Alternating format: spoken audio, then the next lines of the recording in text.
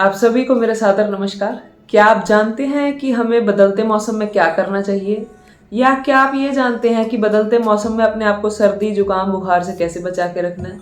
अगर नहीं तो आइए देखते हैं इस वीडियो के माध्यम से। सबसे पहले तो मैं वीडियो स्टार्ट करने से पहले एक बात कहना चाहूँगी कि जहाँ यहाँ पर नीचे मेरे सोशल मीडिया हैंडल्स दिए गए हैं, तो आप उन पे जाकर के जैसे फेसबुक का पेज, इंस्टाग्राम का पेज जाकर के लाइक कर सकते हैं, ताकि आपको जो डेली रूटीन की जो हमारी कुछ चीज़ें हैं, डेली अपडेट्स जो हैं वो आपको वहाँ से मिलते रहें। और एक व्हाट्सएप नंबर दिया गया है यहाँ पर, तो आप उस पर मुझसे ऑनलाइन कंसल्टेशन ले सकते हैं, यानी कि 7988243988 पर आप व्हाट्सएप मैसेज करके या कॉल करके आप मुझसे ऑनलाइन जो है कंसल्टेशन ले सकते हैं। तो आइए अब शुरू करते हैं आज की वीडियो।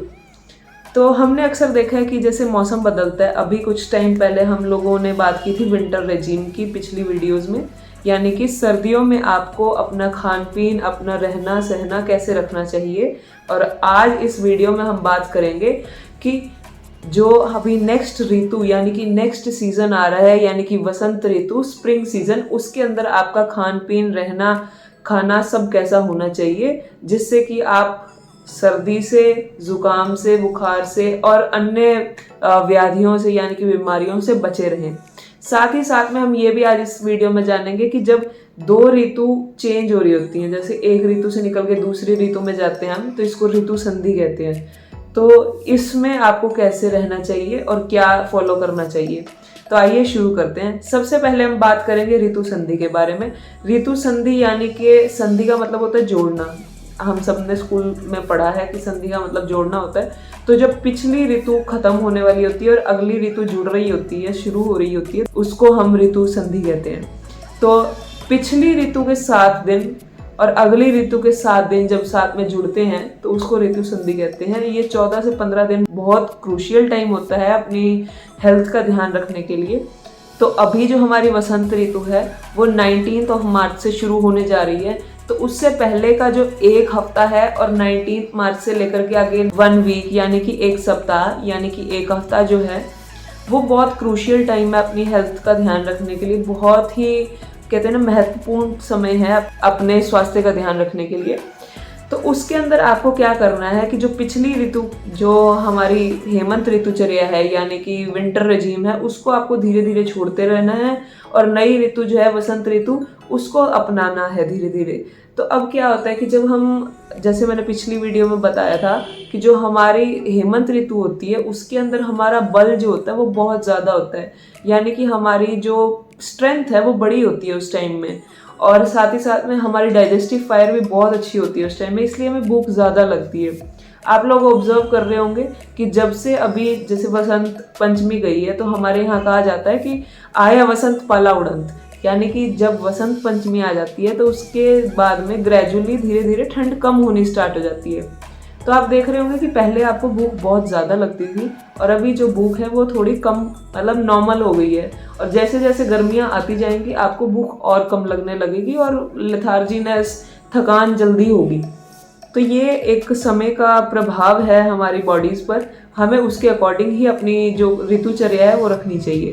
तो अभी हम वसंत ऋतु की बात करेंगे। तो जो अब ठंड के समय में हमारी बॉडी में जितना भी कफ जम गया है, कफ का मतलब कि मैंने स्टार्टिंग में बताया था कि 3 मेन प्रिंसिपल्स होते हैं आयुर्वेदा में, वात, पित्त और कफ। तो कफ जो होता है जो हैवीनेस लाता है बॉडी में, और जो जिसके कारण से आप कह सकते हैं कि आपको सर्दी जुकाम ज़्यादा रह सकता है। तो इस तरह की जो बेसिक प्रिंसिपल है, जो कि जिसमें वाटर और जो अर्थ वाला जो हमारे 5 एलिमेंट्स होते हैं, आकाश, वायु, अग्नि, जल, पृथ्वी, तो कफ के अंदर प्रीडोमिनेंस होती है जल की और पृथ्वी की, यानी कि वाटर और अर्थ वाले सेगमेंट की। तो उसके कारण वो जब ज़्यादा होता है, और अब जब सूर्य की किरणें आती हैं, अब जब मतलब धूप अच्छे से निकलने लगी है, तो उस कारण से वो कफ पिघलने लगता है और उसी के कारण हमें इस मौसम में ज़ुकाम और बुखार और ऐसी चीज़ें हमें जल्दी से हो जाती हैं। बच्चों को आप देखते होंगे कि बड़ी जल्दी से जुकाम लग जाता है इस मौसम में। जैसे ही थोड़ी हवा चलती है हमें ठंड लग जाती है, छींकें शुरू हो जाती हैं।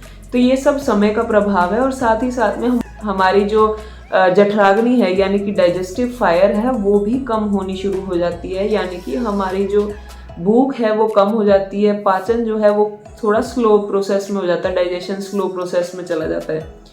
अब ये चीज़ नेचुरली हो रही है, तो हमें ऐसा नेचुरली क्या करना चाहिए कि जिसकी वजह से हम बचे रहें किसी भी तरह की बीमारी से और हेल्दी रह सकें इस समय में।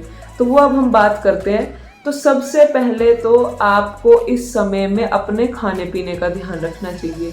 जैसे मैंने विंटर रेजिम में बताया था कि आप इस टाइम में हैवी फूड खा सकते हैं, यानी कि स्नेह युक्त, यानी कि घी, तेल, इस तरह की चीज़ें जो है आप ले सकते हैं, क्योंकि आपकी डाइजेस्टिव फायर अच्छी है तो वो उसको अच्छे से डाइजेस्ट कर लेगी।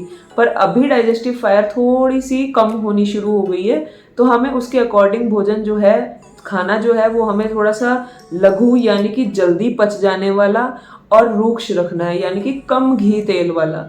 ठीक है, तो इसके अंदर आप क्या क्या ले सकते हैं? आप प्रेफरेबली जौ का आटा लीजिए इस समय में, क्योंकि वो एक तो जल्दी पच जाता है, लघु होता है और रूक्ष भोजन, मतलब वो रूक्ष भी होता है, जिसमें थोड़ा सा एक कहते हैं ना कि एक मिठास, या कह सकते हैं कि एक स्नेह अंश कम होता है उसके अंदर। रूक्ष द्रव्य जौ का आटा आप यूज़ कर सकते हैं अपने घरों में रोटी वगैरह के लिए। मूंग की दाल, हरी सब्जियां, इनका ज़्यादा प्रयोग करें आप घर में। तो जब आप इनका प्रयोग ज़्यादा करेंगे तो ऑटोमेटिकली आपकी डाइजेस्टिव फायर जो है वो उसके अकॉर्डिंग हम खाना देंगे तो वो ऑटोमेटिकली एडजस्ट कर लेगी, और हम जो है किसी भी तरह की व्याधि से, किसी भी तरह की बीमारी से बचे रहेंगे। साथ ही साथ में इस समय में आप मधु यानी कि शहद का प्रयोग करें। पानी के अंदर आप शहद मिला के पिएंगे तो बहुत अच्छा रहेगा इस समय में आपके लिए। पर एक चीज़ आपको बहुत ध्यान रखनी है कि गर्म पानी के अंदर शहद को नहीं मिलाना है। जितने भी लोग ये कर रहे हैं, कहीं पे सोशल मीडिया पर देखकर इन्फ्लुएंस हो गए हैं, या कहीं पढ़ा था हमने इसलिए इन्फ्लुएंस हो गया कि सुबह सुबह खाली पेट गर्म पानी में शहद मिलाते हैं, तो आप बहुत गलत चीज़ कर रहे हैं अपनी बॉडी के साथ। वो आप जहर घोल रहे हैं अपनी बॉडी में सुबह सुबह। ठीक है, ये चीज़ नहीं करनी है। गरम शहद को कभी भी गर्म करके नहीं लेना चाहिए, वो जहर हो जाता है उसके बाद। ठीक है, अगर आप अपने वेट लॉस के लिए और कफ का हरण करने के लिए कुछ लेना चाहते हैं तो आप नॉर्मल वाटर में शहद मिला के पीजिए, वो आपको बहुत अच्छे रिजल्ट्स देगा, वो आपको बहुत अच्छा बेनिफिट करेगा। ठीक है, जब आप गर्म पानी के साथ शहद को मिलाते हैं या गर्म किसी भी चीज़ के साथ आप शहद मिलाते हैं और उसे पीते हैं, तो वो आप अपनी बॉडी में विरुद्ध आहार को प्रवेश करा रहे हैं, यानी कि आप गलत फूड, यानी कि गलत कॉम्बिनेशन ऑफ फूड आप खा रहे हैं। मेरी जो लास्ट स्किन डिजीज़ वाली वीडियो थी उसके अंदर मैंने सभी विरुद्ध आहार यानी कि रॉन्ग कॉम्बिनेशन ऑफ फूड के बारे में बात करी थी। आप वहाँ पर जा कर के चेक कर सकते हैं कि कौन कौन से ऐसे कॉम्बिनेशन है जो आपको नहीं खाने चाहिए।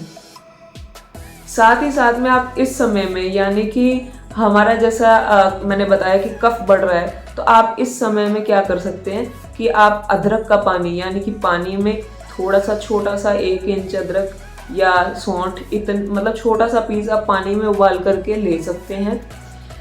पर अगर आपको बीपी ज़्यादा रहता है, एसिडिटी की दिक्कत आपको रहती है, तो आप अदरक का पानी ना लें। अगर आप स्वस्थ हैं और अपनी स्वस्थता बनाए रखना चाहते हैं तो आप अदरक का पानी ले सकते हैं इस समय में।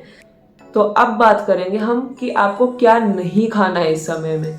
अभी हमने बात करी थी आप क्या क्या ले सकते हैं, क्या क्या आपके लिए बेनिफिशियल है, और अभी हम बात करेंगे कि क्या क्या आपको नहीं लेना चाहिए इस समय में, और ये लेने से आपको क्या क्या दिक्कत हो सकती है।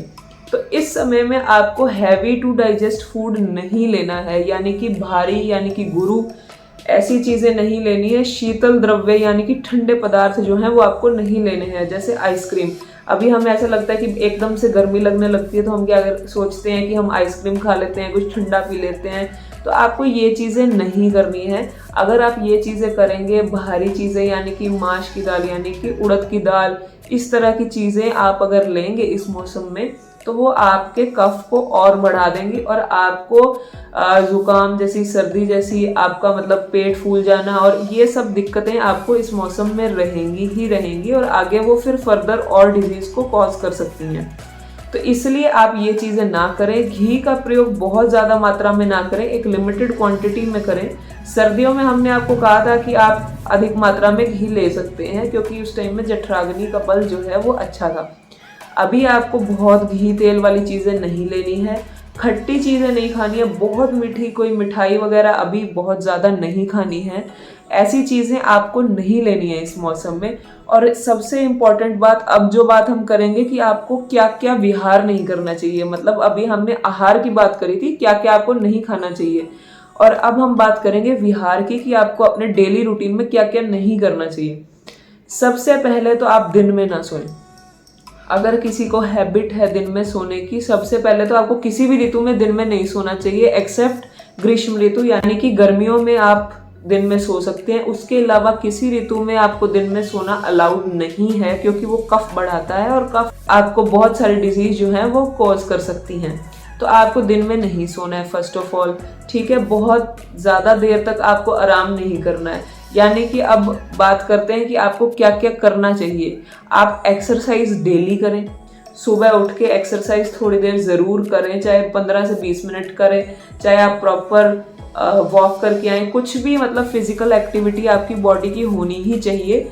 साथ ही साथ में आपको नस्से जो है वो लेना ही चाहिए।